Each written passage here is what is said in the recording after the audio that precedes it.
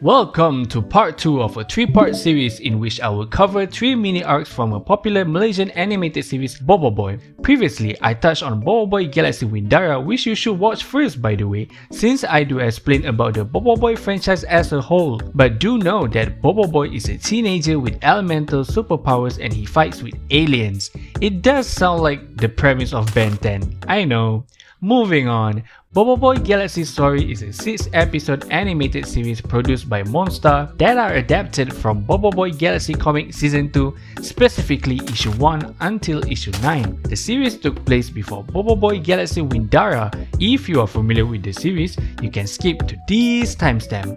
To sum up the whole series, BoBoiBoy Galaxy SORI is about BoBoiBoy trying to unlock his 3rd tier elemental power, Timber or Balak, from his previous elemental power, Thorn. Unlike BoBoiBoy Galaxy Windara, which has a straightforward storyline, the series has 2 different storylines which I will call them the A plot and the B plot. The A plot covered the first 3 episodes which adapted from the comic issue 1 until 6. The B plot covered the later 3 episodes which adapted from the comic issue 7 until issue 9. We already can tell the A plot is going to have a lot of content cut from the animated series since it is a 6-issue comic into 3 episodes. The A plot is about BoBoiBoy and his friends who met Grandmaster Gaharum in Wimbara planet to unlock BoBoiBoy's 3rd tier elemental, Timber. However, they are required to find 4 ingredients around the planet for Master Gaharum to cook the enchanted Tom Yum. BoBoiBoy failed in the task assigned to him due to a competitor named Kuali who exploits BoBoiBoy and his friends to collect the same ingredients for his own selfish greed. Fortunately, Master Gaharum allowed BoBoiBoy to face Kuali once more in a Tom Yum cooking competition. The results were tied between BoBoiBoy and Kuali, which led Master Gaharum to grant both of them their desired items. As a result, BoBoiBoy received an awkward seed that can develop into a tree, and the fruit can help BoBoiBoy in unlocking his timber power. The following B plot focused on BoBoiBoy and his friends as they travel to the planet Kadurax in search of Pasubot, a power sphere that can accelerate the growth of the awkward seed, which naturally takes 1000 years to mature fully with fruits, a time that our main character cannot wait, obviously. Since I already mentioned the A plot having a lot of cut content, I will be sharing some cut content from the comic that I really love. When BoBoiBoy and his friends were gathering all ingredients for Master Gaharum, it was shown as a short montage in the animated series. Did you know that there are actually more to them? When Yaya, Ying and Kuali try to get the sacred pepper in Chidas Valley, we can see 2 silhouettes of a giant bird that protects the valley. In the comic, the storyline is a bit Ace Attorney-ish. In the comic, Yaya and Ying get captured and are put in some kind of court trial. We can see this Kinich looking raven, seriously, that bird looks like Kinich from Genshin Impact, is being a prosecutor and accusing both of them for trespassing, stealing the sacred pepper, and get this, they are also being captured for harvesting unripe sacred pepper. For some context, sacred pepper is a staple food in Chidas Valley in which picking unripe one is forbidden in their culture. In defense for both Yaya and Ying, unripe sacred pepper does look similar to your normal ripe green bird's eye chili here in Malaysia. Your Honor, cut them some slack please. BoBoiBoy and Gopal are also taken captive for trespassing while searching for their friends. When they witnessed the trial, Gopal volunteered to act as a defense lawyer for Yaya and Ying. Gopal argued on their behalf, claiming the misty weather in Chidas Valley hindered their ability to notice a no-entry sign on the sacred pepper farm, which led the trial to declare Yaya and Ying as not guilty. I pray for times like this when we see Gopal being a great friend. As I stated earlier, it is prohibited to harvest unripe sacred pepper. Thus, the trial found Yaya and Ying guilty and condemned them to trial by combat. The 3 of them were required to battle a giant eagle, and to anyone's surprise, they won. Finally, we can see them shine in combat without relying on BoBoiBoy all the time. Gopal intimidated the judge into threatening to file a complaint with the Intergalactic High Court and persuade the judge to grant the sacred pepper for free due to all their injuries. Gopal being clever and not annoying? The animated series could never.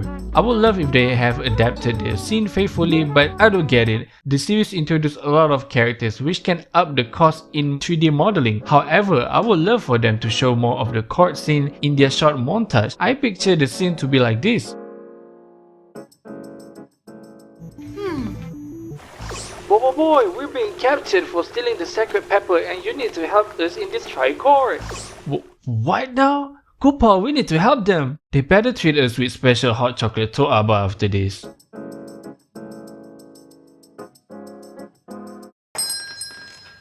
When BoBoiBoy and his friends arrive at Sky Coconut Tree, there's a conveniently placed platform for them to fight with Adudu, and I wondered why there was a platform there. Could it be because there's an original plot that is being cut? In the comic, Fang accidentally crashed the ship, so they had to climb up the tree on their own, and they are being stopped by Professor Utan, who is a researcher dedicated to preserving the tree from extinction. He also built a research center on top of the tree. That's why there is a platform there. BoBoiBoy politely asked for the Sky Coconut, stating it is for Master Gaharum, and Professor Utan agreed to it. However, they must complete forms to obtain permission for picking the Sky Coconut. When they attempt to submit the forms, Adudu arrives to stop them, leading to the fight that we've seen in the animated series. I would love if they actually reference the research center. I pictured the scene where our characters saw an abandoned research center on top of the platform. In the animated series, we have a brief moment of Quali already obtaining the fourth ingredient, blue flame flower, but there is actually a plot in the comic. In the comic, Fang accidentally crashed the ship again. Therefore, BoBoiBoy and Gopal attempt to locate the blue flame flower and discover a fox trapped beneath the rubble. They saved the fox, and the fox assisted them in obtaining the blue flame flower, since the fox was in fact the guardian of the flower. However, Quali got to it first. God, I hate Quali so much in the comic. I am glad they made Quali less evil in the animated series, because the wrongdoings of Quali in the comic is irredeemable. It is kinda sad they did not reference the fox. Personally, I will at least show a flashback where Quali got the blue flame flower from this big and beautiful flower in an icy place. This is a nitpick, but in the final battle between BoBoiBoy Sori and the gigantic dinosaur, for context, BoBoiBoy Sori is a fusion between BoBoiBoy Solar and BoBoiBoy Thorn. He summoned a massive flower that fires laser beams, but in the comic, BoBoiBoy Sori summons a massive Venus flytrap, which I think looks way cooler, but this is just my opinion, everyone. I think you are wondering why I'm not expressing any dissatisfaction with the character design this time, the way I did in my previous video, because it looks great. Particularly BoBoiBoy and his friends' attire for Planet Kadrox. The creatures on Planet Kadrox are also visually stunning. BoBoiBoy Sori design is also very faithful to the comic. I'm looking at you, BoBoiBoy Tempest. And my own personal favorite would be Quali and Pasubot, because they look exactly how I imagined them. Will it make you wonder, how come they don't have the same energy when making BoBoiBoy Galaxy Windara? Let me be honest here, I do not like some of the plot in the comic, and if I was given the chance to adapt it into a series, I would probably rewrite it with a better storyline and jokes, prominently with better jokes. I will give BoBoiBoy Galaxy SORI an 8 out of 10 for faithfulness to the comic, but the storyline is a 6 out of 10 for me. I do think some of the cut content I mentioned previously balance the mood of the whole comic, in which I am kinda iffy when they change it in the animated series. They adapted most of everything in the comic except these? The series is a better watching experience compared to its sequel, BoBoiBoy Galaxy Windara. The animated series is free on Monster's YouTube channel and with an English dub this time. The comic is also available to read on Webtoon. I will put everything in the description down below.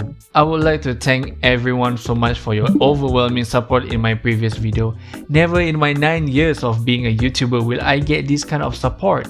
Yes, I have been a YouTuber since 2016, but all of my old videos are private now, so don't bother trying to find it. I will be responsible with my channel, especially in growing a community with all of you, and I hope I can provide everyone with videos every year. After this video, I will make a video on BoBoiBoy Galaxy Genta, which hopefully can wrap up this video trilogy. Would love it if you subscribe to this channel because it helps me a lot in providing quality content only for you. Bye!